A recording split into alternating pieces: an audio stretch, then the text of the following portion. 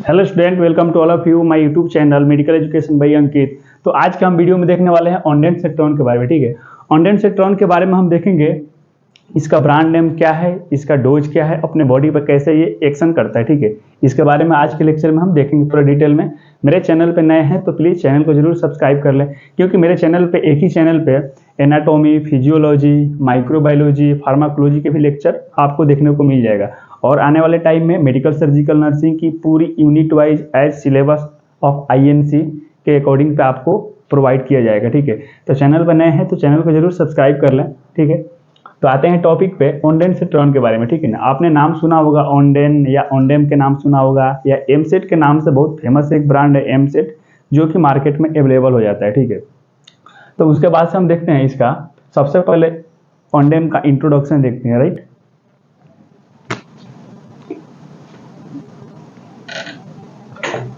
इसका इंट्रोडक्शन ये कहता है it is a anti emetic drug that cause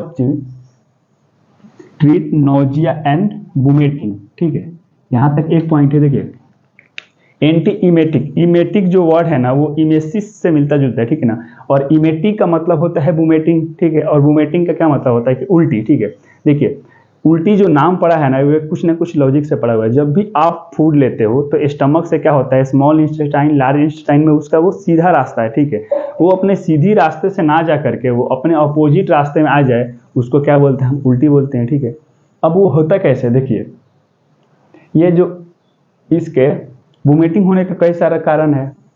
most common अगर कारण देखा जाए तो क्या है, इनडाइजेशन। ठीक है, इनडाइजेशन के भी चलते हो सकता है, फूड प्रॉपर डाइजेशन नहीं हो रहा उसके चलते भी हो सकता है। कभी कभी आप ट्रेवल करते हो उस टाइम पे भी हो सकता है, जो कि हम क्या बोलते हैं, उसको हम मोशन सिकनेस बोलते हैं। ठीक है, अगर कोई लेडी प्रेग्नेंट है उस टाइम भी मॉर्निंग सिकनेस देखने को मिलता है। ठीक है, इसके कई सारे कारण हो सकते हैं। ठीक है, अगर कुछ आपको मेडिकेशन चल रही है किसी अदर डिजीज को ठीक करने के लिए, उस कंडीशन में भी नोजिया एंड वोमिटिंग देखने को मिलता है। ठीक है, पेप्टिक अल्सर हो जाए तो भी देखने को मिलेगा। तो इसके कई सारे कारण है। ठीक है, और इस कारण में कौन से ऐसी कारण है जिसको ऑन्डेंसेट्रॉन दे करके हमको ट्रीट किया जा सकता है वोमिटिंग वाले पेशेंट या नोजिया वाले पेशेंट को, उस पर मेरा आज का पूरा फोकस रहेगा। ठीक है, तो इसमें सबसे मोस्ट इंपॉर्टेंट है commonly use in chemotherapy, radiation therapy medication induced nausea vomiting and post operative nausea and vomiting. देखिए कभी भी किसी भी पेशेंट को कीमोथेरेपी दिया जाता है या रेडिएशन थेरेपी दिया जाता है ना, तो उस टाइम पे उसको वोमिटिंग या नोजिया आने के मोस्ट कॉमन चांसेस रहते हैं। ठीक है ना, तो उस कंडीशन में ऑन्डेंसेट्रॉन ड्रग ऑफ चॉइस होता है, मतलब कि सबसे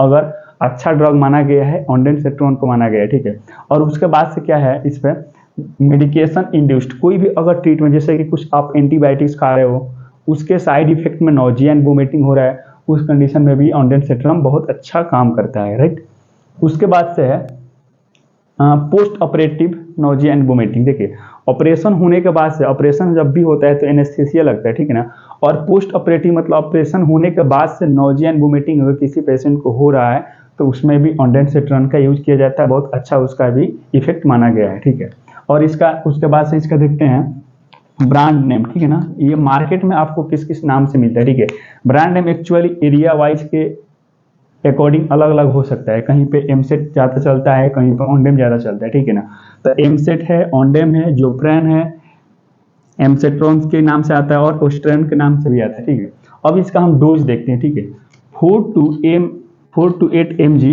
BD, BD मतलब कि 2 बार टेबलेट के फॉर्म में अगर आता है तो 4 से 8 mg के टेबलेट आता है, इसके बीच में आता है 4 mg के या तो मैक्सिमम 8 mg का आता है। ठीक है, उसको आप BD यूज कर सकते हैं, एज पेशेंट के पे भी डिपेंड है।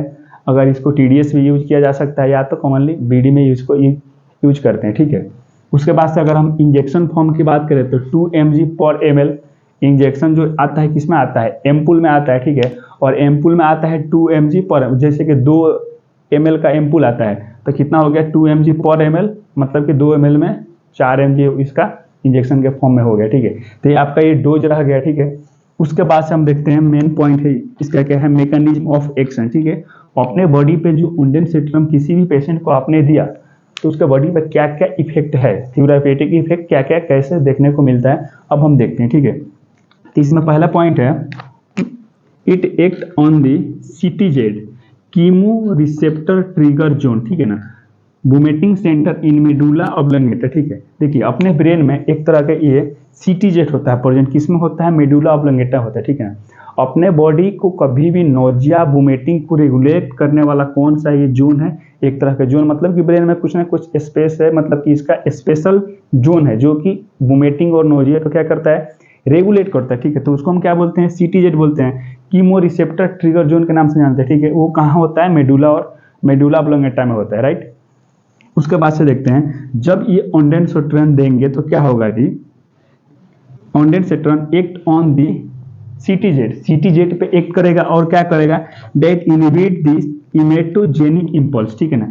इमेटोजेनिक एक ऐसा इंपल्स है जो कि ये मेडुला ऑब्लोंगेटा में बोले तो सीटीजेट से क्या होता है कि जनरेट होता है, और सीटीजेट से जनरेट होकर के अपने क्या करता है कि स्टमक पे आके क्या करता है कि वो एक्ट करता है, ठीक है। और इमेटोजेनिक यहाँ पे देखिए एंटी इमेटिक है, एंटी इमेटिक, और यहाँ पे क्या लिखे हैं, इमेटोजेनिक, मतलब दोनों एक तरह से मिलता जुलता वर्ड है। इमेटोजेनिक इंपल्स क्या करता है कि बुमेटिंग कोज कराता है, ठीक है, और अपने स्टमक में सीटीजेट से जनरेट हुआ और स्टमक पे आके उसका एक्ट होता है, ठीक है।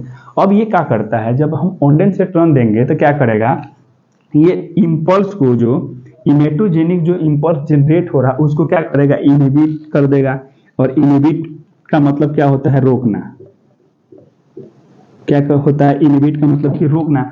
अब जब इमेटोजेनिक इंपल्स रुक जाएगा तो आपके स्टमक तक उसका जो सीटीजेट का जो एक इंपल्स आ रहा था जो वोमिटिंग और नोजिया हमको कॉज करा रहा था वो कॉज नहीं होगा।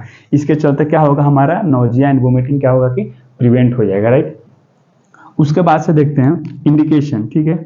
ऐसी कौन कौन सी कंडीशन है जो कि ऑन्डेंसेट्रॉन मोस्ट इंपॉर्टेंट यूज में उसको लिया गया है, ठीक है ना।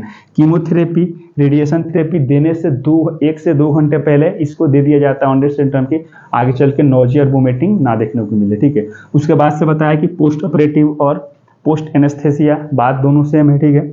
उसके बाद से अदर मेडिकेशन में कुछ मेडिकेशन जैसे कि एंटीबायोटिक्स वगैरह हो गया या NSAID भी कुछ दिया जाता है, तो क्या उसको देखने को मिलता है कि ये नोजिया एंड वोमिटिंग देखने को मिलता है। तो इस सारी कंडीशन में हम ऑन्डेंसेट्रॉन को हम दे सकते हैं।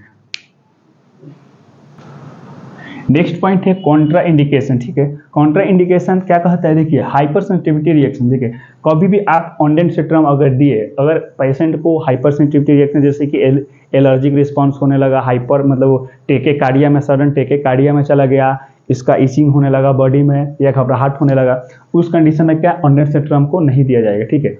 उसके बाद से देखते हैं साइड इफेक्ट, ठीक है ना। साइड इफेक्ट तो ये कहता है जैसे कि ऑन्डेंसेट्रॉन तो काफ़ी अच्छा टॉलरेट कर लेते हैं पेशेंट, लेकिन कुछ पेशेंट में क्या क्या साइड इफेक्ट देखा गया है वो देखते हैं, ठीक है। इसका हेडेक साइड इफेक्ट है, कॉमन साइड इफेक्ट हो सकता है हेडेक। उसके बाद से डिजनेस हो सकता है, माइल्ड कॉन्स्टिपेशन भी देखा गया है। उसके बाद से एब्डोमिनल डिस्कम्फर्ट, हाइपोटेंशन भी देखा गया है। हाइपोटेंशन के बाद टेकेकार्डिया, हाइपोटेंशन के बाद क्या है, टेकेकार्डिया, ठीक है।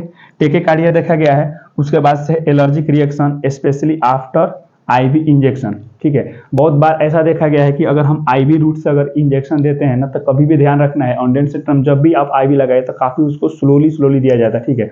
अगर हम फास्ट लगा देते हैं जल्दीबाजी में, तो उस कंडीशन में क्या होता है कि ये एलर्जिक रिएक्शन देखने को मिलता है, ठीक है। तो आज के हम लेक्चर में ऑन्डेंसेट्रॉन के बारे में देखें। कैसा लगा वीडियो, अगर कुछ भी आपको डाउट्स लगता है तो प्लीज़ कमेंट में आप क्वेश्चन कर सकते हैं, और वीडियो अच्छा लगा तो चैनल को जरूर सब्सक्राइब करिए। Thank you.